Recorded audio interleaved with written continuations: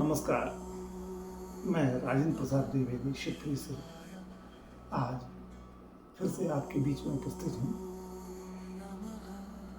पूज्य गुरुदेव की पुस्तक रामचरितमानस में कुंडलिनी, इसके संबंध में मैं आपसे चर्चा कर रहा हूँ। गोस्वामी तुलसीदास जी की चौपाई है, जाने बिनु न होई परिस्थिति। इस संबंध में चौपाई की विवेचना गुरुदेव की है, जो मैं आपको बता रहा हूं। जन साधारण के मस्तिष्क में प्रायः ऐसे प्रश्न ही नहीं उठते कि मैं कौन हूं, मुझे किसने बनाया है, मैं क्यों संसार में आया हूं। ये क्वेश्चन होना चाहिए ना, लेकिन नहीं उठते हैं दिमाग। तब बनाने वाली सत्ता को जानने के लिए जिज्ञासा होना तो बहुत कठिन है। खाना पीना, कमाना, खर्च करना आदि भोगों में ही उलझा रहना स्वाभाविक है।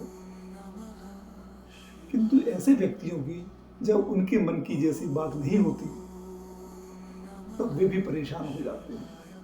अपनी परेशानी को दूर करने के लिए लोगों से सहायता मांगते हैं।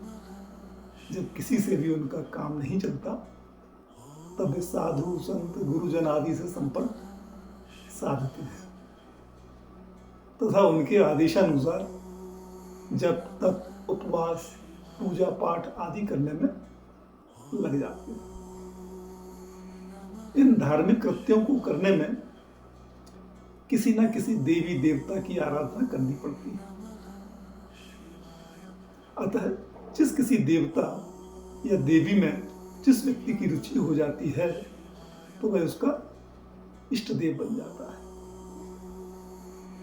प्रायः उसकी ऐसी धारणा हो जाती है कि उसकी आराधना से ही उसके काम सिद्ध हो रहे हैं। यद्यपि कभी उससे कोई कामना सिद्ध हो जाती है तो कभी नहीं। तथापि इष्ट देव में निष्ठा उसकी बनी रहती है। कभी कभी व्यक्ति ऐसी विपत्ति में फंस जाता है जिससे उबरने के लिए उसके समस्त प्रयास निष्फल हो जाते हैं। वह अधीर हो जाता है। इसी स्थिति में इष्ट देव के प्रति उसकी आस्था निर्बल पड़ने लगती है। तब कभी किसी देवता को अपनाता है तो कभी किसी देवता को अपनाने लगता है, किंतु उसके चित्त में अशांति नहीं मिटती। गुरुओं से दीक्षा लेता है, जैसे जैसे बताया जाता है वैसे वैसे यज्ञ, जप, पूजा पाठ इत्यादि करने लगता है, किंतु बेचैनी बढ़ती जाती है। कभी सगुण उपासना में प्रवृत्त होता है तो कभी निर्गुण उपासना में। कभी भगवान के दर्शन करना चाहता है, कभी राम के, कभी कृष्ण के, तो कभी दुर्गा के। संयोग से कभी किसी अवतार के विग्रह का क्षणिक आभास भी हो जाता है तो कुछ शांति सी अनुभव करता है और बार बार वैसे ही विग्रह के दर्शन करने की लालसा करता है और प्रयास करता है, किंतु फिर दर्शन तो होता नहीं, वरन उसकी बेचैनी और अधिक बढ़ती जाती है। शैव साधुओं से यह सुनकर कि शंकर जी जल्दी प्रसन्न हो जाते हैं, वह शंकर जी की उपासना करता है। भाग्य से कुछ सफलता प्राप्त करने लगता है, अब वह उन्हीं का भक्त हो जाता है तथा शंकर जी के अतिरिक्त अन्य देवताओं की उपासनाओं की निंदा करने लगता है।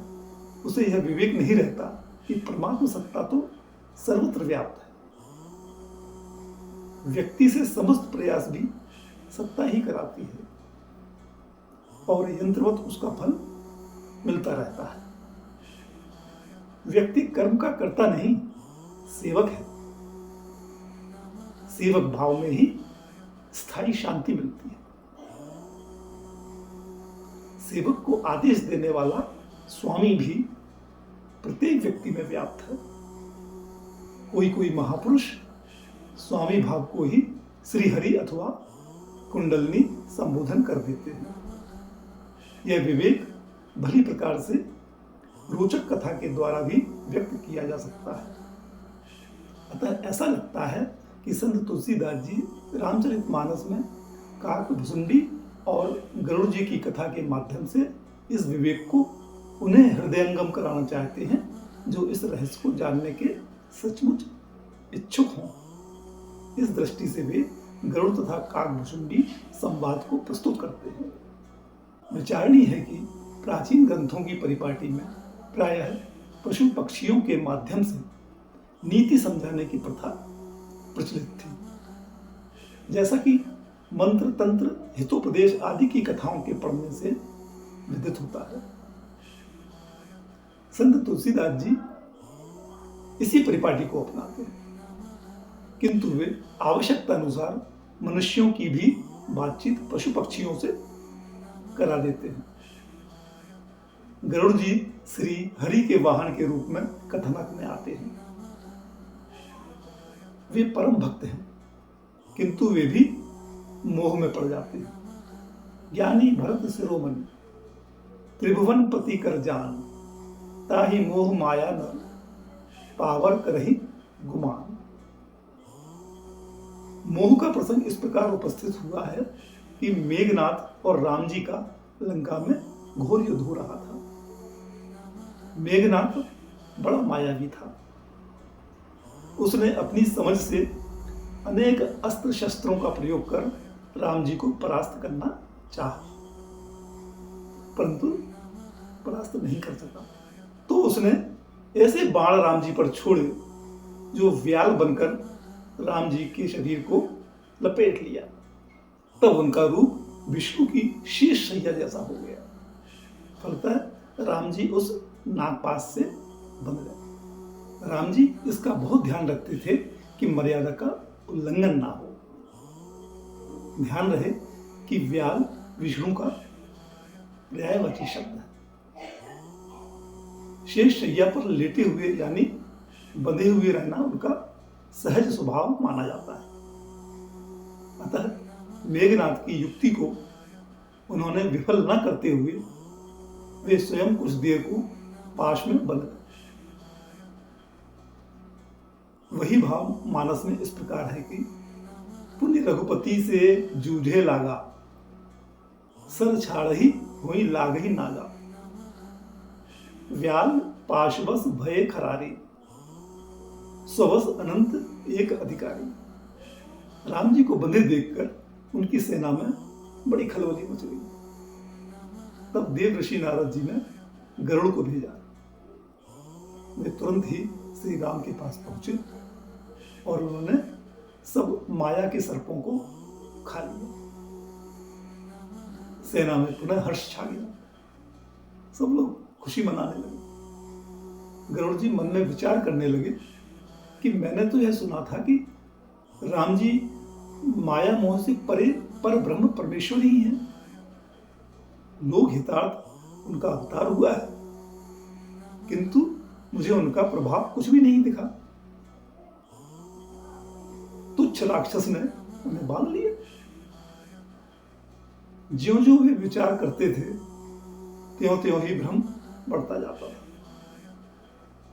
मन में कुतर्क बढ़ाकर वे मोहवश में हो गए। यहां श्रोता चाहे तो गरुड़ जी को पक्षी न समझकर एक देवता भी समझ सकते हैं। देवता विमान को प्रयोग में लाते थे।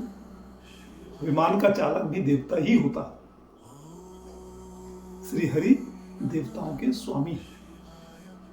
उनके विमान का चालक अन्य विमानों के चालकों से बड़ा अधिकारी होना ही चाहिए।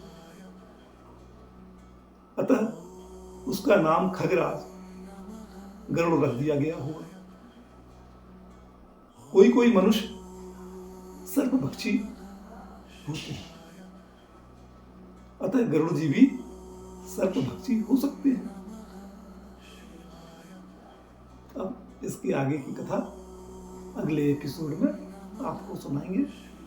तब तक के लिए जय सिया राम।